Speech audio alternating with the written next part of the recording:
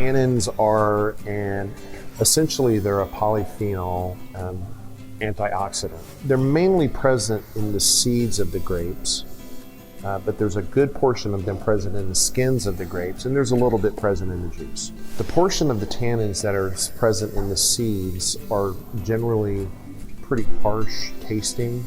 They are, they have an astringent quality on the palate that makes them not ideal because they have a really powerful impact on the flavor of the wine and the perception of flavor of the wine.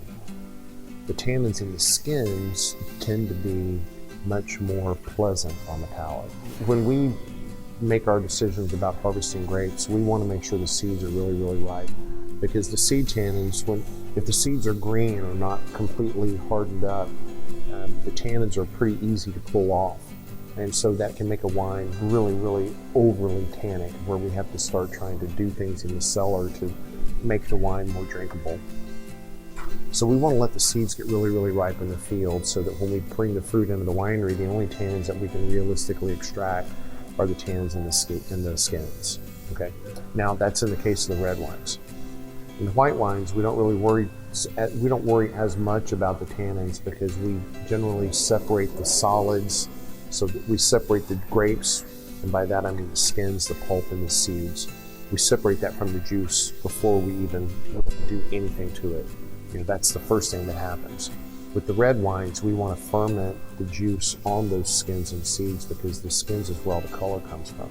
The only difference between red wine and white wine is the color. If you ferment white grapes like you do red grapes, and then you put that wine in a black glass with red wine in a black glass, you can't hardly tell the two apart because they both smell and taste very much alike because they've got all those tannins and everything in them.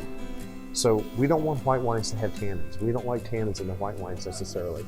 Now, I'm not saying that we don't have tannins in the white wines. We certainly do, especially in the case of the barrel fermented and barrel aged wines. Some of those wood tannins will get absorbed into the wine as it ages in the barrel. But generally speaking, we have much higher tannin levels in the red wines than we do in the white wines. So tannins are essentially antioxidant polyphenols that give a wine its mouthfeel and a lot of the body that you experience when you taste or drink red wine. They have a drying sensation on the palate for sure. They sometimes will make you have a puckering sort of sensation when you taste those wines, but they are also what gives the wine longevity. So when we talk about tannins, you can't talk about tannins without talking about acid, because the acid in the wine and the tannins in the wine are what you want to really balance to get the kind of plushness and softness on the palate, the textural seamlessness that we want on the palate. If you've got too much tannin, then it can be really, really dry.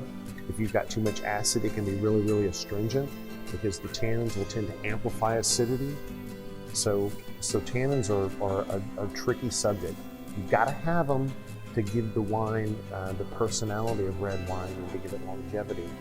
But you don't want too much. You don't want the wrong type of tannins because tannins are not all created equal. There's a bunch of different families of tannins. Some of them have a more pleasing quality on the palate than others. And so we want to maximize extraction of those pleasing tannins and minimize the extraction of the unpleasing tannins.